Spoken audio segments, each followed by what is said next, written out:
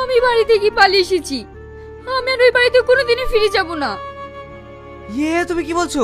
তুমি জানো এর পরিণাম কি হতে পারে? কি হতে পারে বলো? আমরা গরিব, আমাদের কোনো অর্থের জন্য নেই। ভালোবাসা দিয়ে সমাজকে আমরা আটকাতে পারবো না।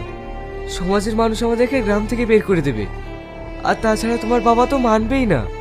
আর তখন আমাদের এই বাড়ি ছেড়ে যাওয়া ছাড়া কোনো রাস্তাই থাকবে না। তুমি কাজটা ঠিক করনি। আমাদেরকে বাড়ি থেকে তাড়িয়ে দিলে আমরা কি খাবো, কোথায় থাকবো বলো? তাই বলছি তুমি ফিরে যাও। আমি ফিরে যাওয়ার জন্য আসিনি শাহিন, তুমি আমাকে ফিরিয়ে দিও না। ঠিক আছে, ঘরে উঠে এসো। একটা মেয়ে ছেলের ভালোবাসা ছাড়া অসহায়। ও যখন চলে এসেছে তাহলে থাক, তাতে আমাদের কপালে যা আছে তাই হবে।